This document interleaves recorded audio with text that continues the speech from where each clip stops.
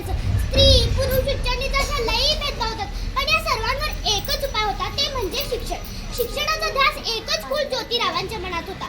पण एकदा ज्योतिराव शिक्षणाचा प्रसार करत असताना फराद नावाच्या ब्रिटिश मॅडम आले आणि त्यांना म्हणाले, मिस्टर फुले, तुम्हाला शिक्षणाचा प्रसार करायचा आहे ना?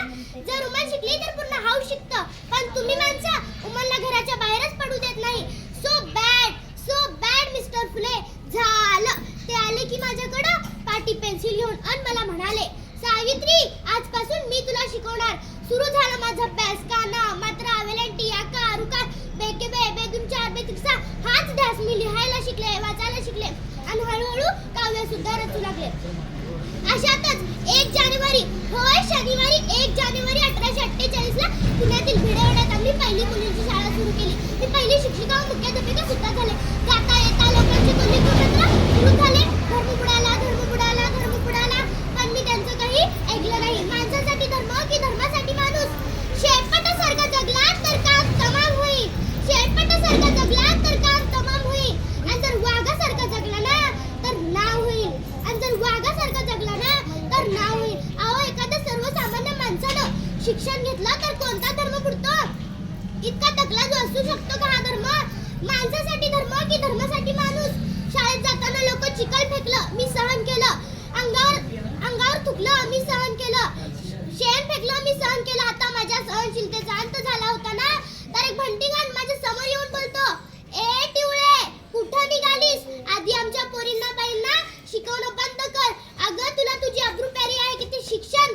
त्याला माहित नसावा की आम्ही सुद्धा ज्योतिराव पैलवानांच्या पत्नी आहोत. असं दिले ना सन्नकन कानाखाली आणि सुनावलं की आज आलेस, थोबाड फुटलाय, पण तू पुन्हा आलास ना तर तुझ्या रक्तानं ही धरती रंगवेन. स्त्री कोणत्याही जातीची किंवा धर्माची असो, ती नेहमीच अन्यायाची बळी ठरत आलेली आहे. अहो, एखाद्या स्त्रीचा नवरा वारला तर त्या स्त्रीनं सती जायचं. आपला नवरा वारला तर त्यात तिचा काय दोष असतो? आणि यासाठीच मी काम केले.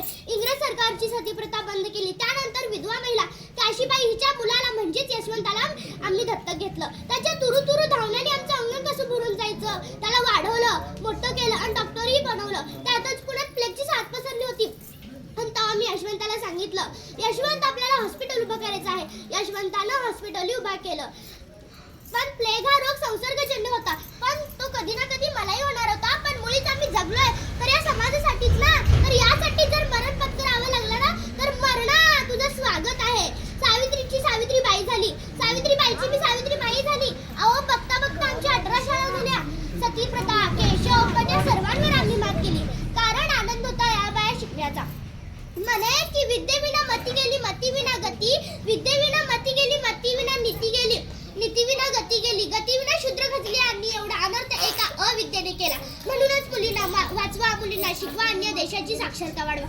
कारण एक मुलगा शिकला ना तर तो एकटाच शहाणा होतो. कारण एक मुलगा शिकला ना तर तो एकटाच शहाणा होतो. पण एक मुलगी शिकली ना तर ती संपूर्ण घराण्याला शहाणी करते. पण एक मुलगी शिकली ना तर ती संपूर्ण घराण्याला शहाणी करते. म्हणूनच मुलींना वाचवा, मुलींना शिकवा, अन्य देशाची साक्षरता वाढवा. धन्यवाद.